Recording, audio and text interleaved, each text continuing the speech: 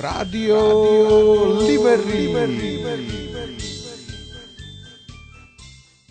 Lucia, vydávaš svoju novú knihu. Život je krátky, je to zbierka poviedok a prichádza po knihe Láska je sliepka. O čom je táto tvoja nová kniha? Je výberom z poviedok, ktoré som písala počas asi 10 rokov. Vždycky raz za čas som pocitila nejaké šialené nutkanie sadnúť si na riť a konečne niečo napísať a vždy som to spravila niekedy iba raz za rok. A keď som sa teraz k prvým textom vrátila, tak sa mi zdali odvážne a napokon som to dala všetko dokopy, aj to, čo som písala v poslednom období s tým starým a zdalo sa mi, že by to bola super kniha. 10 rokov vznikali tieto texty. Bolo to veľa roboty? No práve to je možno niečo, čo ma tak drží z takej radosti z tej knihy, že každá z tých poviedok bola napísaná v takom záchvate, takej túžby písať, pretože som lenivá a neviem sa dokopávať k pravidelnému písaniu, alebo v tom všeličo mi bránilo, všelijaké iné aktivity, ale ten moment, keď som si sadla a napísala každú tú poviedku, tak bol strašne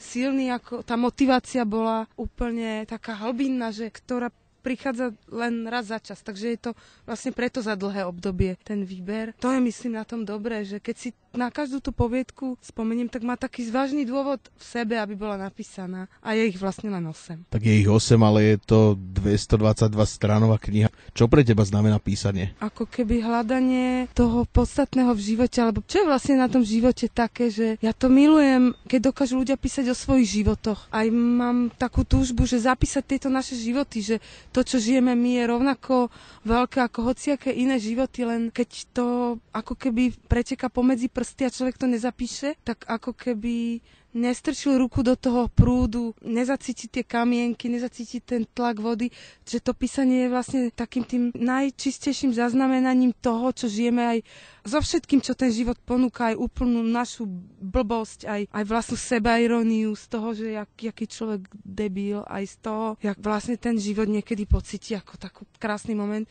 a keď sa to tam zhmotní v tých poviedkach, v tých každodenných veciach, ja mám rada aj tie banality, cez ktoré chodíme, keď prejdeš po omietke starej a potom aj taký ten ideál, ktorý stále tam niekde za tým je a to všetko, keď sa dá do poviedky, pre mňa je to úplne také potvrdenie toho života. Naozaj sme ho žili. Každá tá poviedka v nejaký takýto aj zápas alebo čo v sebe má a nesnažím sa v tých poviedkach, že moc vymýšľať, lebo vždycky, keď začnem písať, zistím, že nie, len treba vyniesť na svetlo to, čo je, že to je úplne najlepšie, čo sa naozaj nejakým spôsobom odohralo, možno to môžeš prifarbiť, ale ani nemusíš práve, že ľudia si myslia, že jak si ty vymýšľaš a ty napíšeš pravdu.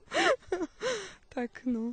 Odozvy na tvoju prvú knihu boli veľmi dobré, predalo sa jej dosť, môžeme povedať, že to bol bestseller. Čo myslíš, ako čitatelia alebo tvoji takí uctievači a priatelia, čo povedia na tvoju knihu? Veľmi verím, že táto kniha má v sebe ukrytú takú schopnosť, akože deliť sa o tú radosť, prečo bola napísaná, že tam je ten kód a že strašne verím, že ľudí, ktorí sú podobného zmýšľania, majú, neviem, podobný humor, ako máme my, alebo ja, alebo aj ty, proste takíto ľudia, že sa z nej dokážu potešiť, že to bude pre nich akože dobré, že radielko, že takú rozkoš pocítia z toho, keď som to písala. Na obálke knihy je táto šialená mačka s cigaretou, ktorú môžete vidieť aj vy, ktorí sa na toto pozeráte a ktorí to počúvate. Koho to bol nápad? Edita Klembas, ktorá je kamarátka našej bubeničky z kapely, im spravila krásneho kohúta na víno, ako etiketu, mi sa strašne páčil. A potom som si všimla po meste aj jej street artové veci, tak som mu poprosila, ona sa hrozne potešila, že by robila obálku. A prvú poviedku, ktorú som jej poslala z tej zbierky, je poviedka Nesmrteľný kocúr a ona vlastne spravila hneď tohto kocúra. Ale ona ho spravila po svojom, podľa mňa to je tiež taký posun oproti tej poviedke, ale zrazu hneď to získalo takú symboliku, taká osoba tohto akože pouličného kocúra, pouličného človeka kocúra, proste je to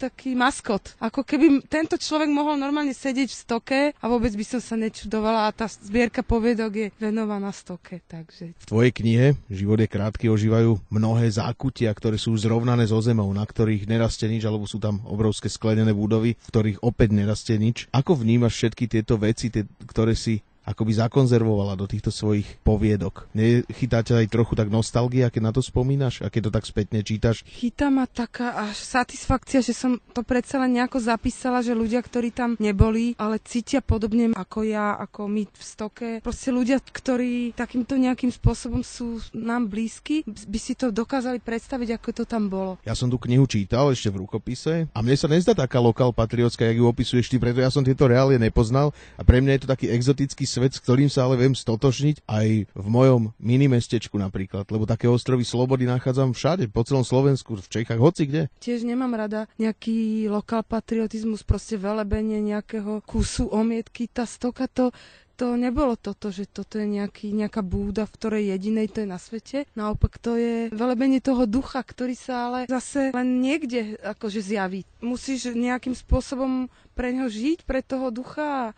Nepísala som nič preto, aby sme nejakým velebením nejakého konkrétneho miesta, ale práve toho ducha, ktorý môže byť všade. Nebudem zatlkať, poviem, že ten človek, čo s tebou robí rozhovor, je Pišta Vandal, robíme vydavateľstvo Limerick už dlhšie a ty si vydávala u veľkého vydavateľa, mala si o seba super postarané. Nepoznám dôvody, ale je nám cťou, že v Limericku vyjde tvoja kniha. Úplne sa tešíme a máme ale také chvenie v žalúdku, že aby sme niečo nepokašľali. Vieš, aby si nebola sklamaná, ale tak dávame všetku energiu. Keď sa ťa tak opýtam, čo ťa k tomu viedlo? Veľmi som veľa rozmýšľala o tom a musím povedať, že v tom veľkom vydavateľstve som bola spokojná. Nemôžem povedať nič. Všetko bolo vlastne podľa dohody, aj podľa zmluvy a všetko, ale niečo v mojom živote, možno tým, že mám kapelu, rovnako ako vy máte kapelu, vie, že je príbuznosť ešte iná, úplne druhová príbuznosť ľudská a zrazu som si uvedomila, že do keľu, že Pišta Vandal má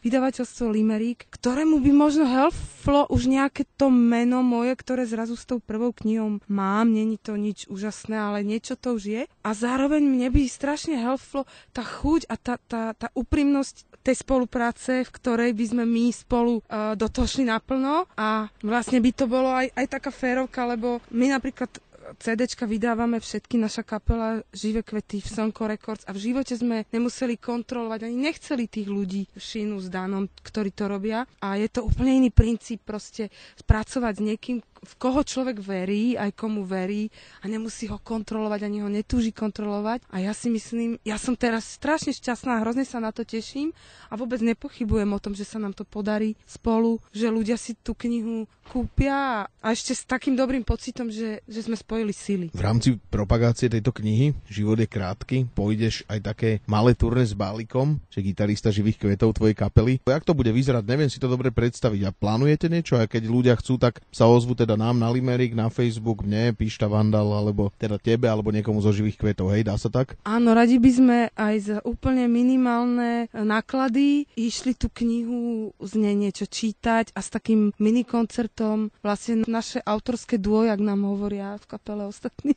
autorské duo, gitara, jedna Španielka, ísť niekde s tou knihou a vlastne zase taký večer spraviť. Minulý rok, keď som vydala tú sliepku, tak to fungovalo. Bolo to veľmi zvláštne, ja som mala aj hroznú trému najprv, lebo človek nerobí veci suverenne, proste mu na tom záleží a tak, ale nakoniec som si na to strašne dobre spomínala a ľudia prišli a takto sa vlastne aj, by sme sa kľudne radi ponúkli, že kto chce, aby sme mu prišli do knihkupectva alebo niekam do klubu a spravili taký večer, že by sme z tej knihy niečo prečítali a potom by sme kľudne aj zahrali taký mini koncert iba so Španielkou, tak rádi sa dohodneme.